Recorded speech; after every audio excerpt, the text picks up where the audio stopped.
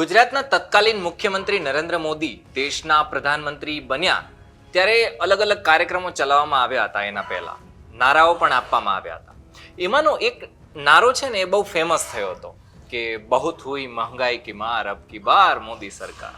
પણ મોદી સરકારને આવે દાયકાથી પણ વધારે સમય થઈ ગયો છે. એમના નેતાઓ કરોડપતિ પણ થઈ ગયા છે, પણ બદલામાં આજની સ્થિતિએ પણ દેશની મોંઘવારી છે એ ત્યારે ત્યાં હતી એવી જ અત્યારે અહીંયા છે. મોંઘવારીની વાત કરવી છે કારણ કે શાકભાજીના ભાવો છે ને આસમાને પહોંચ્યા છે. ટમેટાએ તો સચિન તેંડુલકરની જેમ સદી ફટકારી દીધી છે. વિસ્તારે વાત કરીએ. નમસ્કાર, વાઇબ્સ ઓફ ઇન્ડિયા સાથે હું સમીર. હમણાં અઠવાડિયા પહેલા શાકભાજીના જે ભાવ હતા એનાથી હાલ અત્યારની પરિસ્થિતિમાં 2 ગણા કે 3 ગણા ભાવ છે જોવા મળી રહ્યા છે. કઠોળ, તેલ જેવી જીવન જરૂરની જે કંઈ પણ વસ્તુઓ છે એના ભાવમાં ખૂબ વધારો જોવા મળ્યો છે. આમાં બિચારો સામાન્ય નાગરિક છે ક્યાં જાય? શરૂઆત ટમેટાથી કરીએ તો સદીને વટાવી ગયું છે. 132 રૂપિયા કિલોના છે.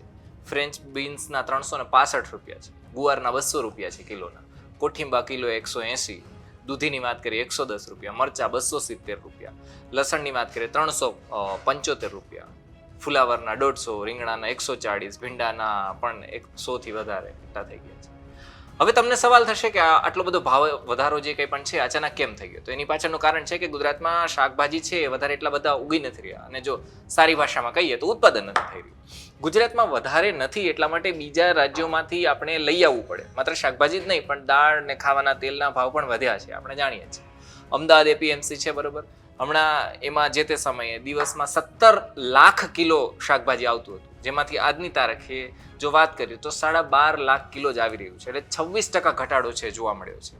ભાવવધારાના કારણે ગુજરાત સહિત દેશભરના જેટલા પણ લોકો છે એમને ખૂબ તકલીફ પડી રહી છે કે કમાવીને બધા રૂપિયા છે એ શું આમાં શાકભાજીમાં જ નાખી દેવાના? બચત નહીં કરવાની? જીવન જરૂરી જેટલી પણ વસ્તુઓ છે એ બધી આપણે ટેક્સમાં જ નાખી દેવાની, કારણ કે ખાવાની જીવન જરૂરી વસ્તુ છે એમાં પણ ટેક્સ લાગી ગયો છે. આવી બધી પરિસ્થિતિમાં સામાન્ય માણસનું ખિસ્સું છે એમાં બાકોરું થઈ ગયું છે, અને બાકોરામાંથી બચતનો જેટલો પણ ભાગ છે ને એ સરકારના ખજાનામાં જઈ રહ્યો છે. પણ સામાન્ય માણસના હાથમાં તો કંઈ આવી નથી રહ્યું, કંઈ બચત નથી થઈ.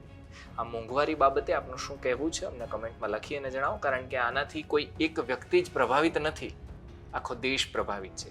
કારણ કે શાકભાજી તો આપણે બધે સવારે ખાઈએ છીએ, બપોરે ખાઈએ છીએ, રાત્રે ખાઈએ છીએ. એટલે એવું તો કોઈ છે ને કે શાકભાજી વગર એનું જીવન ચાલી જાય છે. બધાને અસર પડે છે. તમારું શું કહેવું છે અમને કમેન્ટમાં લખી અને જણાવો. ધન્યવાદ.